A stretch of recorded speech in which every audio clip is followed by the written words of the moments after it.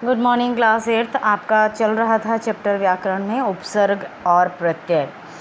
मैंने थोड़ा सा आपको पहले भी समझाया था, फिर भी एक बार मैं रिवाइज करवा देती हूँ कि उपसर्ग वो शब्द होते हैं जिनके साथ में नया शब्द जुड़कर और नया अर्थ परिवर्तित कर देते हैं उस शब्द का। तो इसके 4 भेद होते हैं: संस्कृत के उपसर्ग, हिंदी के उपसर्ग, उर्दू के उपसर्ग और उपसर्ग की भांति प्रयोग किए जाने संस्कृत के अवयव। ये भी मैंने आपको समझाया था कि संस्कृत के उपसर्ग का मतलब है जो शब्द जो है संस्कृत से आए होते हैं, हिंदी उपसर्ग जो शब्द हिंदी से आए हैं, और उर्दू उपसर्ग जो शब्द उर्दू से आए हैं, और उपसर्ग की भांति प्रयोग किए जाने वाले संस्कृत के अवयव जो कि संस्कृत शब्द से शुरू हुए हैं लेकिन वो जो है उपसर्ग की भांति आगे लगे होते हैं, जैसे अधः, अधःपतन, अधोमुख, अधोगति, ऐसे। यहाँ तक हमारा हो गया था। ये सारा कुछ एग्जाम्पल्स हैं इसमें, यहाँ तक हमारा हो गया था। और उसके बाद हमें शुरू करना था प्रत्यय। प्रत्यय किसे कहते हैं? प्रत्यय जो शब्दांश मूल शब्दों के अंत में जुड़कर, उपसर्ग था जो शब्दों के शुरू में जुड़ते हैं, और प्रत्यय है जो कि शब्द के अंत में जुड़ते हैं और एक नया शब्द निर्माण करते हैं जिसका कि अर्थ परिवर्तन हो जाता है, वो कहलाते हैं प्रत्यय। अब प्रत्यय के 2 भेद होते हैं। 2 भेद होते हैं प्रत्यय के, कृत प्रत्यय और त्वदित प्रत्यय। अब कृत प्रत्यय क्या है? यह प्रत्यय कृत प्रत्यय, देखो मैंने पहले भी बोला था हिंदी भाषा जो है वो शब्द में ही उसका अर्थ जुड़ा होता है। कृत प्रत्यय का मतलब है जो प्रत्यय क्रिया के धातु रूप में जुड़कर संज्ञा और विशेषण शब्दों का निर्माण करते हैं, उन्हें कृत प्रत्यय कहते हैं। जैसे बच, बच के पीछे आव अगर हम लगा देते तो बचाव, तो एक आव जो है ये आखिर में शब्द के लास्ट में लगा है और दूसरा अर्थ बना देता है। बच का मतलब अलग है और बचाव का अर्थ अलग है। जैसे लड़, आई लगा देते हैं साथ पीछे तो लड़ाई हो जाता है, तो लड़ और लड़ाई इन दोनों के अर्थ बदल गए। तो ये कृत प्रत्यय है जो कि क्रिया के साथ में, क्रिया इसमें क्या है? बच क्रिया है, लड़ क्रिया है, चिल्ला हट, चिल्ला क्रिया है, मटक क्रिया है। तो क्रिया के साथ में जो संज्ञा शब्द या विशेषण शब्द, वो संज्ञा के साथ में जो धातु रूप जुड़ जाता है और विशेषण शब्द या संज्ञा शब्द बनाते हैं उनको कहते हैं हम कृत प्रत्यय। अब ये जो कृत प्रत्यय होते हैं ये 5 प्रकार के होते हैं। कृत प्रत्यय 5 प्रकार के होते हैं: कृतवाचक कृत्य प्रत्यय, कर्मवाचक कृत प्रत्यय और करणवाचक कृत प्रत्यय, भाववाचक कृत प्रत्यय, क्रियार्थक कृत प्रत्यय। तो इसमें सबसे पहले हम पढ़ेंगे कृत प्रत्यय का। कृतवाचक कृत प्रत्यय जिन प्रत्ययों से बने शब्दों से कार्य करने वाले अर्थात कर्ता का बोध होता है उन्हें कृतवाचक कहते हैं, यानी कि जो करने वाला होता है। जैसे कि कोई भी काम किया जा रहा है और जो वो जिसके द्वारा किया जाता है वो कृतवाचक कृत्य, जैसे कि खिलाड़ी है, सृजनहार है, लुटेरा है, तैराक है, गवैया है, भगोड़ा है, कमाऊ है। तो ये जितने भी एग्जाम्पल हैं वो कृत प्रत्यय के हैं जिसमें खेल धातु लगा हुआ है, धातु लगा है खेल और प्रत्यय लगा है आड़ी, यानी कि खिलाड़ी। उसके बाद है कर्मवाचक कृत प्रत्यय। कर्म जो प्रत्यय क्रिया में लगने पर बनने वाली संज्ञा को प्रकट करते हैं उन्हें कर्म कृत्य कहते हैं। जैसे कि कर्म, कर्म क्या होता है? कर्म हम अपना कुछ कर रहे हैं, वो कर्म। गाना, ओढ़नी, बिछौना। वैसे ही नेक्स्ट ग, करण प्रत्यय कृत प्रत्यय। जिन प्रत्ययों से बने शब्दों से क्रिया के साधन का बोध होता है उन्हें करणवाचक कृत प्रत्यय कहते हैं। जैसे कि झाड़ू, लग गया ना, झाड़ू। कतरनी, कतरनी। वैसे ही भाव कृत प्रत्यय, भाव जैसे कि क्रिया के भाव का बोध होता है उसे भाववाचक कृत प्रत्यय कहते हैं। जैसे लिख, आवट, लिखावट। जैसे छल, आवा, छलावा। जैसे घबरा, आहट, घबराहट। उसके बाद है क्रियार्थक कृत प्रत्यय।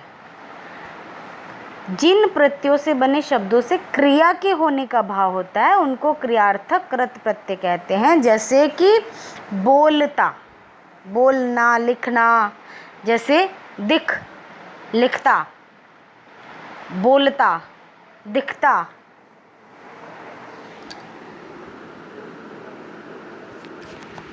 जा कर, पी कर, हंस कर या हंसते, कुछ भी। उसके बाद है त्वदित प्रत्यय। जो प्रत्यय क्रिया से भिन्न शब्दों अर्थात संज्ञा, सर्वनाम, विशेषण आदि में जुड़कर नए शब्दों का निर्माण करते हैं उन्हें त्वदित प्रत्यय कहते हैं। जैसे लड़का यानी पन, लड़कपन। मोटा, आपा, मोटापा। मामा, एराम, जैसे मेरा। आई, कठिनाई।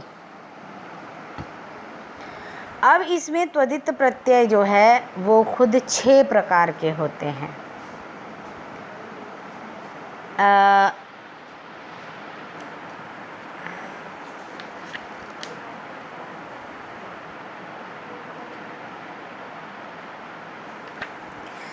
त्वदित प्रत्यय 6 प्रकार के होते हैं। स्त्रीवाचक यानी कि शब्द से ही जो स्त्री जाति का बोध होता है वो स्त्रीवाचक होते हैं। जैसे देवरानी, जेठानी, पुत्री, मोरनी, शेरनी इत्यादि।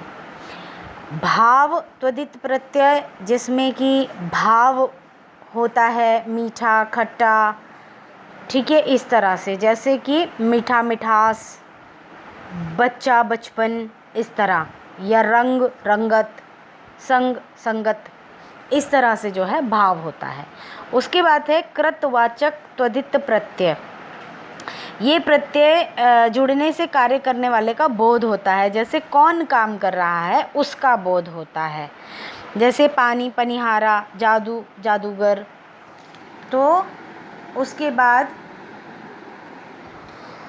गाड़ी, गाड़ी वाला। तेली, तेल ई, यानी कि जो भी मनुष्य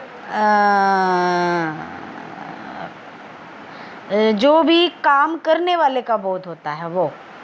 एक है लघुतावाचक त्वदित प्रत्यय।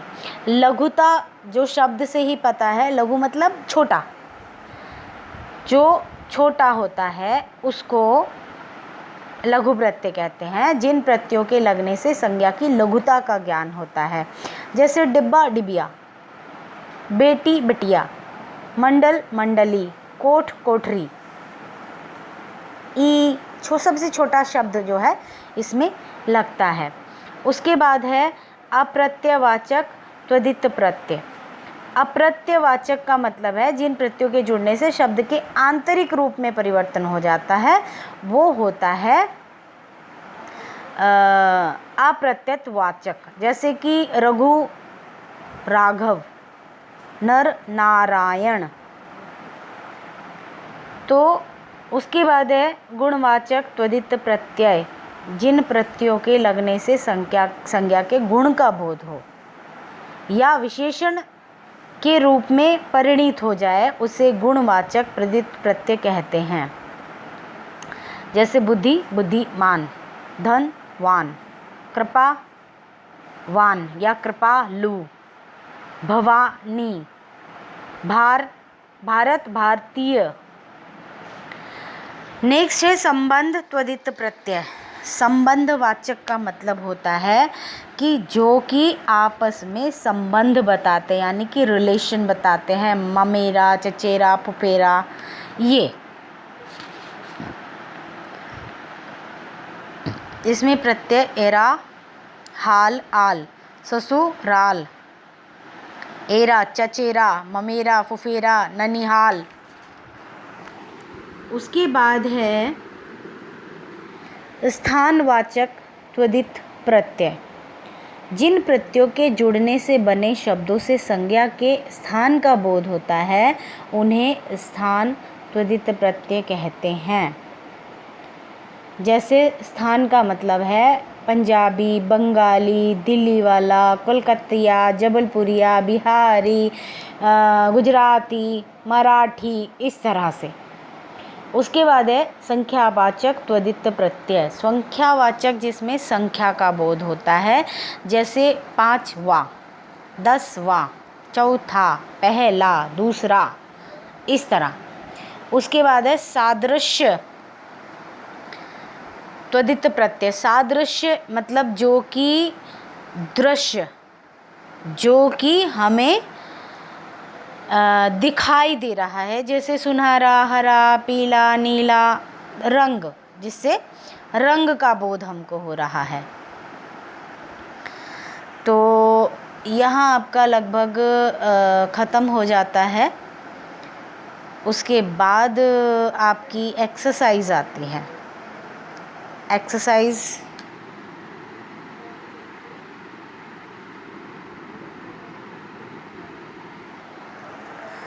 अभ्यास, सही विकल्प का चिन्ह लगाइए। उपसर्ग के 4 भेद होते हैं।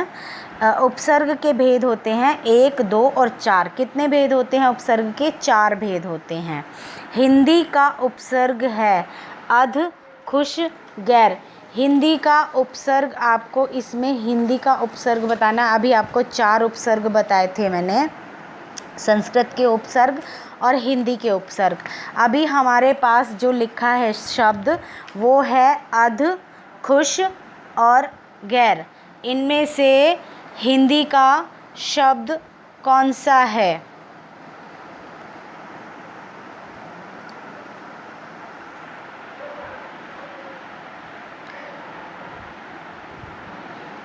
अध। गैर जो है, गैर जो है उर्दू शब्द है। खुश भी उर्दू शब्द है। अध जो है इसमें हिंदी का उपसर्ग है। जो शब्दांश मूल शब्दों के अंत में जुड़कर शब्दों का निर्माण करते हैं वे कहलाते हैं उपसर्ग और प्रत्यय। जो शब्द शुरुआत में जुड़ते हैं उनको उपसर्ग कहते हैं और जो शब्द के अंत में जुड़ते हैं उनको प्रत्यय कहते हैं। आपको प्रत्यय पर टिक लगाना है।